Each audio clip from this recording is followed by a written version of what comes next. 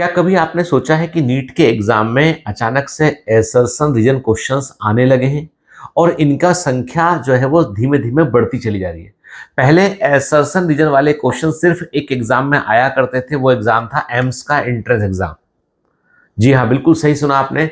AIIMS के exam में assertion reason के क्वेश्चन का फिक्स फॉर्मेट था, लेकिन इक्का दुक्का क्वेश्चन हमको ऑल इंडिया पीएमटी में देखने मिलते थे। लेकिन जब से नीट का एग्जाम, और वो भी पिछले 3 वर्षों से, जब से नीट का एग्जाम शुरू हुआ है और पिछले 3 वर्षों से यदि हम देखें तो लगातार एसर्शन रीजन के क्वेश्चंस का नंबर बढ़ता चला जा रहा है। अब प्रश्न ये उठता है कि ये एसर्शन रीजन के क्वेश्चन आते कहाँ से हैं, क्यों आते हैं और इनको कैसे टैकल करना चाहिए। देखिए, सबसे बड़ी बात यह है कि एसर्शन रीजन के क्वेश्चंस को टेक्निकली हम लोग कहते हैं टाई ब्रेकर क्वेश्चन।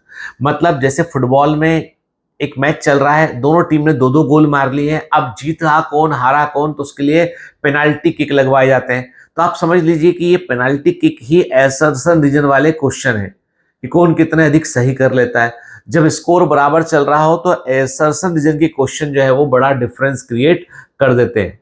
मतलब नीट के एग्जाम में ये जो एसर्शन रीजन के क्वेश्चन आते हैं वो कम से कम 30 नंबर का डिफरेंस क्रिएट कर सकते हैं। मतलब ये है कि जिस बच्चे के नंबर 550 थे वो 520 पे आ सकता है, 520 वाला बच्चा गलत कर दे तो 490 पे आ सकता है। तो 30-35 नंबर का डिफरेंस ये बच्चों क्रिएट कर देते हैं। और सबसे बड़ी बात ये कि इन्हें कर कर आने के बाद कई बार बच्चा खुद भी श्योर नहीं होता है कि उसने सही किया है कि गलत किया है, क्योंकि ये क्वेश्चन रट कर या कोई चीज को याद कर कर आप इन क्वेश्चन को अप्रोच नहीं कर सकते हैं। इन क्वेश्चन को अप्रोच करने के लिए आपको जो है वो कॉन्सेप्चुअल क्लैरिटी की रिक्वायरमेंट होती है। ये जो क्वेश्चन है, ये क्वेश्चन वास्तव में जो है वो ऐसे क्वेश्चन है जो आपके deep seated concept, learning methodology, उसको वो चेक कर रहे होते हैं। मतलब इन क्वेश्चंस के थ्रू एग्जामिनर ये पता कर लेता है कि आप रटकर आए हैं या आपने वाकई में कॉन्सेप्ट को आपने समझा है। और इन क्वेश्चंस को केवल और केवल आप कब सॉल्व कर सकते हो, जब आपके कॉन्सेप्ट एकदम क्लियर हो और आपने इस तरह के क्वेश्चन कई सारे आपने सॉल्व किए हो, तभी आप कर सकते हैं। सबसे बड़ी बात यह है कि इन क्वेश्चंस में जो एसर्शन होता है उसको हम लोग कहते हैं कि वो एक दावा है, एक क्लेम है। उठ के assertion is like a claim, कि कोई चीज को क्लेम किया है कि मैं ये कर दूंगा, कि ऐसा होता है। तो एसर्शन एक क्लेम होता है और रीजन उस क्लेम का एक्सप्लेनेशन होता है कि ऐसा क्यों हो सकता है। ठीक है, तो मैं हमेशा अपनी क्लास में कहता हूं कि एसर्शन को एक क्वेश्चन समझिए, रीजन को उसका डायरेक्ट आंसर, वर्ड ध्यान सुनिएगा, डायरेक्ट आंसर समझिए, इनडायरेक्ट आंसर नहीं होता है। एक दावा है और एक दावे का एक्सप्लेनेशन है, एक क्लेम है और एक क्लेम का एक्सप्लेनेशन है। तो जो एक्सप्लेनेशन है वो है रीजन है, और क्लेम जो है, दावा जो है, वो बेसिकली एसर्शन है। ठीक है, तो जब भी कभी इन क्वेश्चंस को आपको सॉल्व करना होगा तो आपको एसर्शन और रीजन सबसे पहले पता करना होगा कि ये दोनों सही है कि नहीं है। सही है, उसके बाद फिर आपको लॉजिक लगाना होगा और कॉन्सेप्ट एकदम क्लियर रखना होगा कि आपका आंसर क्या आएगा, कि एसर्शन सही है, रीजन सही है, रीजन एसर्शन का राइट एक्सप्लेनेशन है या रीजन एसर्शन का राइट एक्सप्लेनेशन नहीं है। इन क्वेश्चन में सबसे आसान क्वेश्चन वो होते हैं जिनमें एसर्शन सही है, रीजन गलत है, या एसर्शन रीजन दोनों गलत है। वो क्वेश्चन जो होते हैं वो आसान होते हैं। लेकिन सबसे बड़ा कन्फ्लिक्ट जो होता है और सबसे बड़ा टाई ब्रेकर क्वेश्चन जो होते हैं वो होते हैं जहां पर एसर्शन और रीजन दोनों सही है और रीजन एसर्शन को एक्सप्लेन करता है या नहीं करता है। बच्चे यहां पर कंफ्यूज आते हैं और यहीं पर आती है एनसीईआरटी के लाइनों को समझने की बात, यहीं पर आती है कॉन्सेप्चुअल क्लैरिटी की बात आती है। ठीक है, यदि मैं देखूं, डेटा मेरे सामने है ये शीट में, देखो तो बायोलॉजी में, केमिस्ट्री में, फिजिक्स में हर साल जो है वो 3 से लेके 6 तक क्वेश्चन जो है वो एसर्शन रीजन के शामिल हो रहे हैं। और ये जो क्वेश्चन है ये रैंकिंग में डिफरेंस करते हैं माइक्रो लेवल पे। यानी नीट के एग्जाम में तो 5 नंबर 2 नंबर में ही बहुत बड़ा रैंक में फर्क आता है, तो ये वहां पर काम रोल प्ले करते हैं।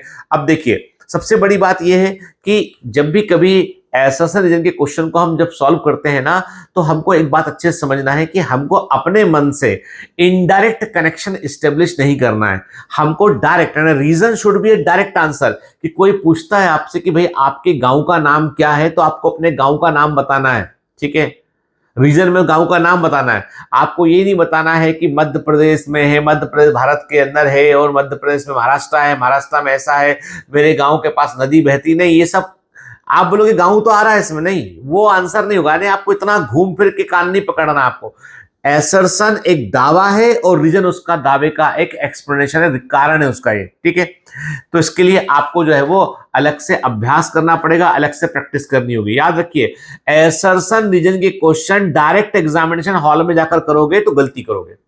बड़े मजे की बात यह है कि यदि आप एसर्शन रीजन के क्वेश्चन चैट जीपीटी को दोगे ना, तो चैट जीपीटी की गलती करने की संभावना 20 से 30% है, और ये मेरा अनुभव है। डीप सीक में जाके क्वेश्चन दोगे तो 50% गलती करता है डीप सीक, चाइना का जो चैट जीपीटी ऐसा सिस्टम है। मतलब आर्टिफिशियल इंटेलिजेंस भी जो है वो कॉन्सेप्ट को पकड़कर जो है वो आंसर सही नहीं दे पाता है, और ऐसा मैंने खुद पर्सनली देखा है, टेस्ट कर देखा है मैंने। हाँ, एक बात जरूर है कि यदि मैं कोई चैप्टर के बार बार ऐसा रीजन चैट जीपीटी से पूछूंगा तो वो ट्रेन होके फिर सही आंसर करना सीख जाएगा, लेकिन अभी वो इस मामले में अनट्रेंड है। तो मतलब एसर्शन रीजन के क्वेश्चन में कॉन्सेप्ट क्लैरिटी बहुत इंपॉर्टेंट है। अब आप बोलोगे सर कि मैं हमेशा कहता हूं आपसे कि कॉन्सेप्ट जीतते हैं, रटना नहीं जीतता। रटने पर आप जो है वो एक न्यूनतम स्कोर तक पहुंच सकते हो आप, ठीक है ना, कि भाई आप सपोज 450 नंबर ले आए, 460 नंबर लाए, लेकिन सिलेक्शन के नंबर चाहिए ना आपको, तो आपको फिर कॉन्सेप्ट क्लियर होकर आपको जो है वो ऊपर के लेवल पे कॉम्पीट करके अपनी रैंक आपको बनानी होगी, ठीक है। अब बायोमेंटर्स में जो बैच चल रहे हैं, जैसे हम बात करते हैं कि ग्लेटर बैच 1.0 रीबॉर्न की बात करें, तो उसके जो डीएमटी हैं उनके अंदर भी एसर्शन रीजन क्वेश्चन आपको देखने मिलेंगे। आप देखोगे टारगेट बैच है, टारगेट बैच के टेस्ट में आपको एसर्शन रीजन के क्वेश्चन देखने मिलेंगे। आपको टारगेट बैच और बायोलॉजी 360 बैच में जो बायोलॉजी के नोट्स दिए जा रहे हैं उनमें भी एसर्शन रीजन क्वेश्चन आपको देखने मिलेंगे। तो एसर्शन रीजन क्वेश्चन आपको कहीं से भी ढूंढना है, किताबों में देखो, पुराने पेपर में देखो, पुराने एम्स के पेपर देखो, पर आपको वो सॉल्व करना है। समझ गए बात को? मतलब आप जो है वो ये नहीं कर सकते हैं कि आप जो है वो उनको अवॉइड मार के सीधा एग्जाम में करूंगा मैं, नहीं। आपको यू शुड प्रैक्टिस, क्योंकि आप जब प्रैक्टिस करोगे तो कई बार जो गलतियां होंगी उन गलतियों से भी आपको काफी कुछ जो है वो सीखने मिलेगा। मैं कहता हूं कि एग्जाम में गलती करने से पहले अभी गलती कर दो तो कम से कम सुधार पाने का मौका मिलता है। याद रखिए, रैंक उसी आदमी की बनती है, और रैंक तभी बनती है जहां पर दूसरे गलती करते हैं। जहां पर दूसरे गलती करते हैं वहीं पर तुम लीड लेते हो। जिस क्वेश्चन को सब सही कर रहे हैं, तुमने भी सही किया है, तो वहां पर आपकी रैंक नहीं बनेगी। वो कंपटीशन में काउंट नहीं होता है। कंपटीशन में काउंट कौन होगा? जहां पर अधिकांश लोग गलत कर रहे हैं, तुम सही कर रहे हो, वो कंपटीशन में काउंट होगा। तो इस बात को अच्छे से समझ लो, ठीक है। और मैं बहुत जल्दी जो है अनाउंस करने वाला हूं बायोलॉजी के लिए। इस बार मैं यूट्यूब पर लाइव फ्री ऑफ कॉस्ट, कोई भी अलग से कॉस्ट नहीं होगी, फ्री ऑफ कॉस्ट सिर्फ बायोलॉजी के लिए, क्योंकि बायोलॉजी के एसर्शन रीजन क्वेश्चन अधिक कंफ्यूज करते हैं। फिजिक्स और केमिस्ट्री में तो कॉन्सेप्ट सीधा है या नहीं है मालूम चलता है, लेकिन बायोलॉजी में क्लोज ऑप्शन होते हैं बहुत ज्यादा। तो बायोलॉजी में मैं एसर्शन रीजन का एक सीरीज शुरू करने वाला हूं, तो हम चैप्टर वाइज करेंगे। आपको चैप्टर पहले से कैलेंडर में बता दिया जाएगा, आप पढ़कर आएंगे, और फिर एक लाइव सेशन होगा जहां पर क्वेश्चन आपके सामने होगा और आंसर भी आप करेंगे। और आप जब आंसर नहीं कर पाएंगे तब मैं आंसर करूंगा उसका।